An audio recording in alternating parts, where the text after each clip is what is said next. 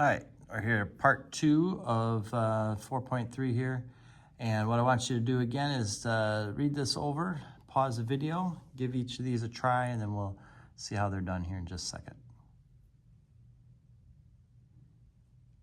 All right, so if the area from 3 to 7 is 15 and we go backwards, we're just going to get the opposite of that, which is negative 15. If the area from 3 to 7 is 15, if we were to multiply by 6, then it would just be 6 times 15, which is 90. Okay, those two are pretty simple. Most people get those right away. This one here is a little more going on. What I would recommend is we split this up. So in other words, go from 3 to 7, 4 times f of x minus from 3 to 7, 3. Now, this one will be fine. It's just 4 times 15, which will give us 60. This is the one that people will get a little confused on.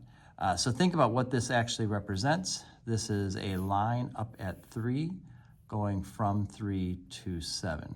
So that means the height of this rectangle is 3, the base is 4, so this area would be 12. 60 minus 12 would give us 48. Okay. We'll have another way to kind of do that in a little bit, but that's how we do there. Okay. All right. Here's another problem for us to kind of look at. Initially, it might seem like it's impossible, but there really is an easy way to do this. I'll give you a moment to try it.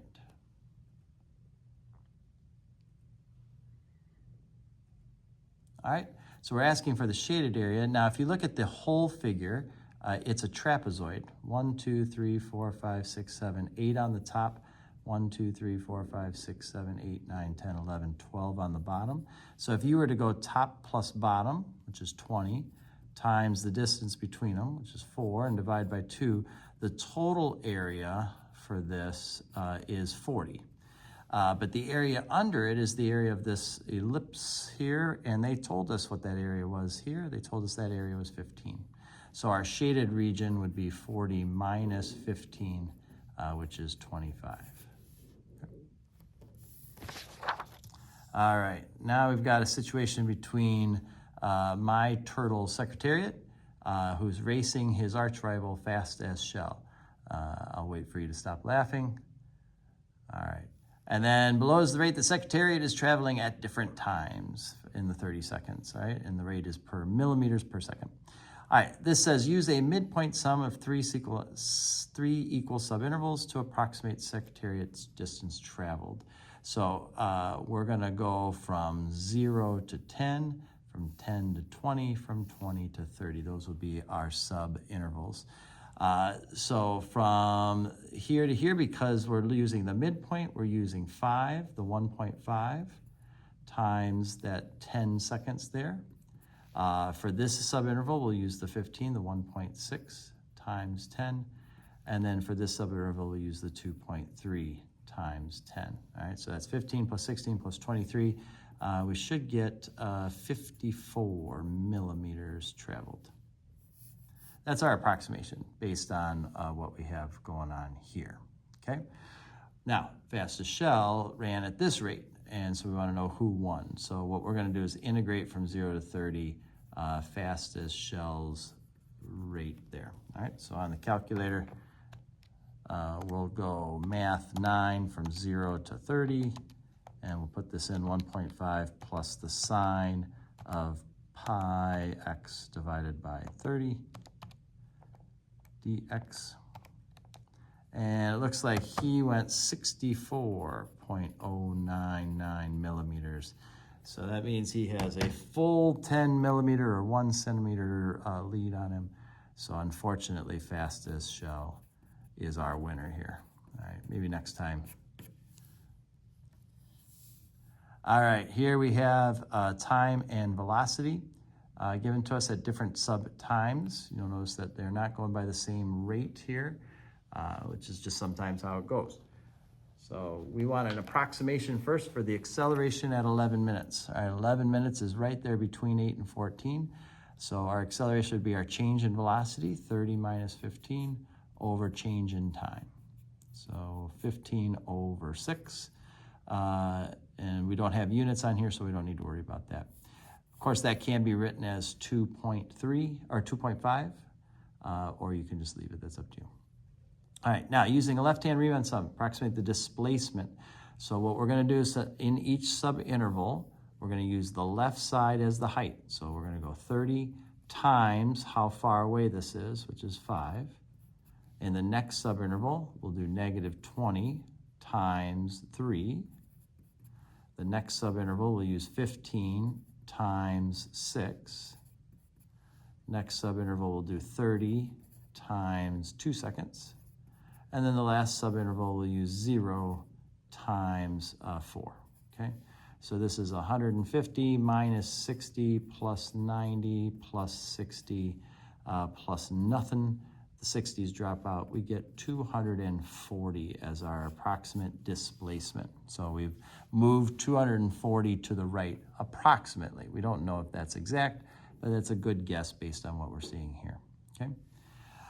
Now this one says using a left-hand Riemann sum, approximate total distance traveled. So this is actually pretty simple. We've already done all the work up here. With total distance, we're going to take the absolute value of our velocity. So in other words, we're going to, instead of negative 60, go plus 60. We're going to take all of these as positive distances traveled, and we get 360 for that one.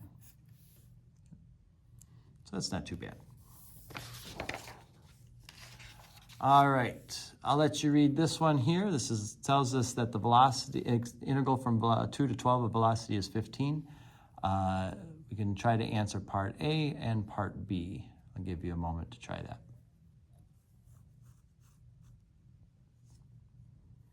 All right, so for part A, it says if the position at 12 seconds is 30, what's the position at 2 seconds? Now, this is our displacement from 2 to 12. So in other words, our position increased by 15 from 2 to 12. And now we're told that we ended at a position of 30. So if we went up 15 to get there, then we must have been at a position of 15 to start with. Right? That 15 plus the displacement of 15 gives you your final position. Right? Now, if I start at 15 and I end at 30, okay, and my displacement here is 15. This says that between 5 and 8 seconds, this goes a distance of 10 back to the left 1 time. So I don't know where that occurs here, and it doesn't even matter. So let's say that we got all the way, like we went from here all the way to here, and then we traveled 10 back. So we did this 15, then we traveled 10 back, and then we traveled 10 again to the right. So what was our total distance? 15 plus 10 plus 10. We must have gone 35. And again, it doesn't matter where that 10 occurs. You're doing 10 to the left, 10 back to neutralize that, and then 15 for a total change there.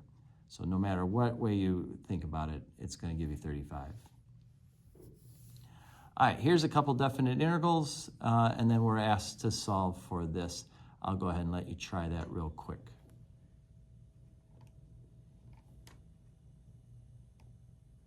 All right, so this first one says, what would the integral from negative 2 to 3 of f minus g? Well, if f is 14 and the area under g is 32, then f minus g would just be 14 minus 32, which is a negative 18.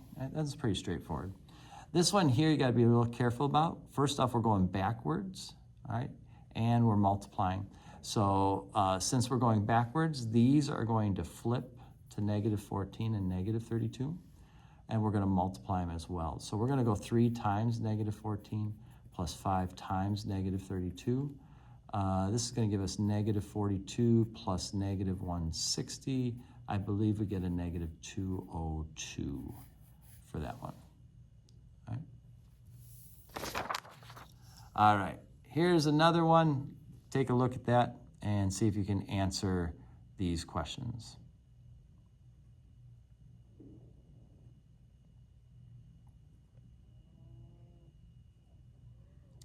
All right, so we've got this velocity graph, and then we're given that these areas underneath here are 25, 40, and 10. So we're asked to find these two integrals. Now, this one's actually the easier one.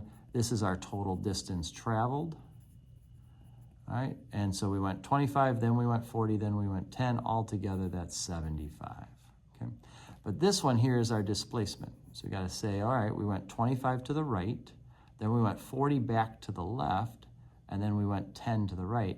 Our net result would be 5 to the left, or a negative 5. Okay? Again, this 40 acts like a negative 40 in terms of displacement, a positive 40 when we talk about total distance traveled. All right, so if our position at 7 seconds, so right here, forget the 25, if our position right here is 50, and we want to know what our position at 20 is, well, we had 50, we went 40 to the left, so that would put us at a position of 10, and then we went 10 more to the right, that would put us at a position of 20 there.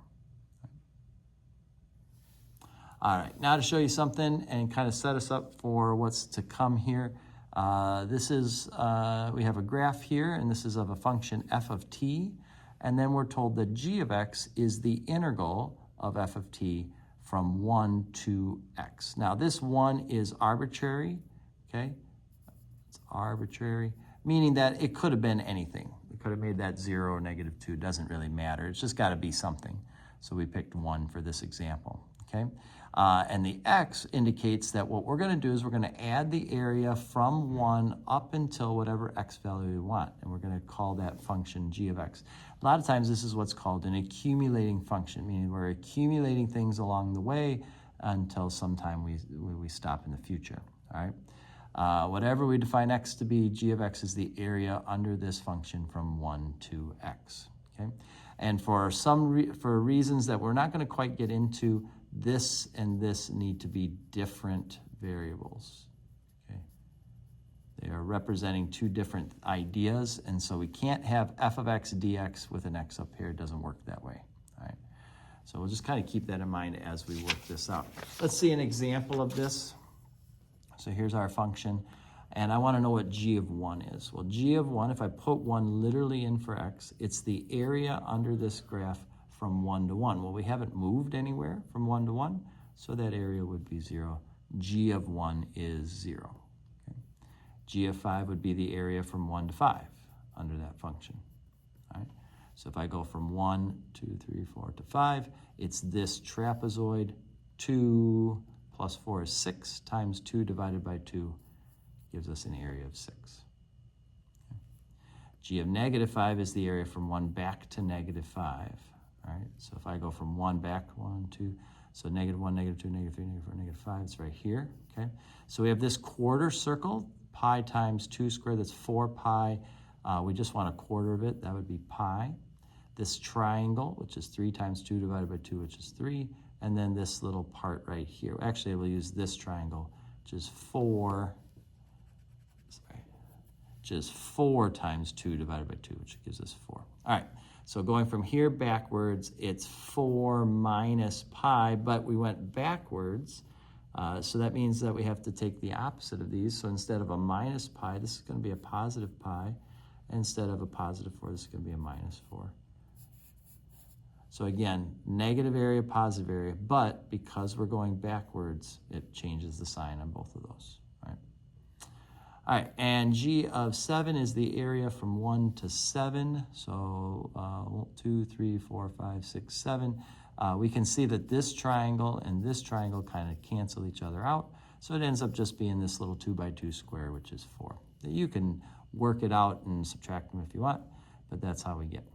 All right, now the next question says, on this interval 0 to 7, where does g of x have a relative minimum, or does g of x have a relative minimum or maximum? Where at? So we're going to explain this a couple ways. First off, understand what's happening, that as we go to the right, we're adding area, right? So as long as this area is positive, g is increasing, right? As long as the area is positive. As soon as the area turns negative, now g is decreasing, right? So g is growing in value up to this point here, and then it's decreasing in value after that point. So g has a relative maximum at x equal 5. 1, 2, 3, 4, right there, that spot, right where it switches from positive area to negative area.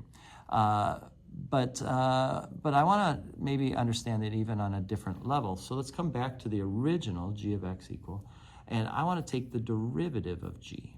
Okay? which means I'm going to take the derivative of an integral. And when you take the derivative of an integral, it cancels, and you end up with that very function. In other words, f of t is g prime. This is the derivative of this function g. Because when I take the derivative of g, I cancel this integral and I get just that function. And so everything that a derivative function does is what this is going to do. So where would my relative maximum be? Where my derivative switches from positive to negative. So we can kind of think of it in two ways. It has relative maximum there because that's where g prime, which is f, switches from positive to negative. So we'll explain it the same way we've always explained it, just now a little different. Now we're going to do a whole lot more with this. This is just a little introduction for us, okay? I'm going to show you one more thing here, and then that'll be it for the day. Then we have says a region is bounded by the equation y equals square root of x. So square root of x looks something like this. Right? Think of it as like x squared just turned on its side. And then it says we're doing that region, the y-axis, and the line y equal 2. So we're looking at this right here. That's the region that we're trying to figure out. So sketch the region, we just did that. There's our graph, there's our things. It says, can we write an expression for the area of this region? So that one's gonna be a little tricky because we know how to find the area under a function, but finding the area above a function is not something we've quite done yet. So let's be a little clever here. If you look at the whole thing right here, it's a rectangle. It's 4 by 2. So the total area would be 8 minus the area that's under, the under area, which is the integral from 0 to 4 of square root of x dx, right? That area right there would be this, which is what we're missing from there. And that should give us then the shaded area.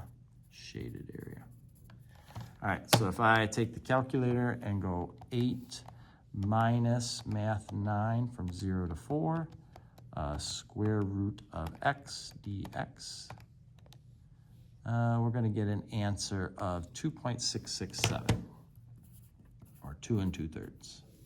Okay, and that would be our shaded area. All right, so that was kind of clever. We had to kind of think a little bit out of the box there. But I want to show you another way that we could have done that. So we'll have the same region here, okay, same shaded region. But this time, instead of thinking of it like this, what if we thought about it in terms of side to side? Okay, in other words, instead of having it be y equals square root of x, let's make it x equal y squared. I just square both sides. And now the length of a particular line here would be based on what y value you're at squared. So if I come up here to like 1.5 and I square that, that gives me this length right here. Okay, now we've normally been having those rectangles be up and down and whatnot, but there's no reason that we can't have them be side to side either. And what that creates for this is an integral that is defined by y squared, that would be the length of it, times a little itty bitty width, which would be dy. And if we sum these up from y to y, from 0 to 2, this will also give us 2.667. And so we can end up doing it through terms of y, just like we can do terms of x, which I know is going to sound weird. It's going to feel a little uncomfortable, but that actually is a way that we can do it. All right. So if I wanted to take this region here, which is bounded by the line negative 2x plus 8, the x-axis and the y-axis, we're going to take this area. Normally what we would do is we would just go, hey, the area is from 0 to 4 of negative 2x plus 8 dx. And that would be that area. And that's the easiest way and the way we should do it. But let's try doing it in terms of y. Right? So if we wanted to write in terms of this, instead of up and down this, we're going to solve for x. So we're going to get y minus 8 divided by negative 2 is equal to x. That's going to be the length of our rectangle times dy, and we're going to do that from 0 to 8. If you put these into your calculator, you'll get the same answer. Now, when I say put them into your calculator, just like this up here, when you type it in, you're still using x for your variable. So for example, on that one, I really should have shown that to you earlier. If you go 0 to 2, x squared dx, there's our 2.6. The x variable is what we use no matter what we're looking at here, and it will give us the right answer. That's one thing that can feel a little weird too. I just switched it in terms of y. Does the calculator know that or not, right? And you can trust that it does. All right. So this is good. Hopefully that helps, and when I come back, we'll be able to go through all of that.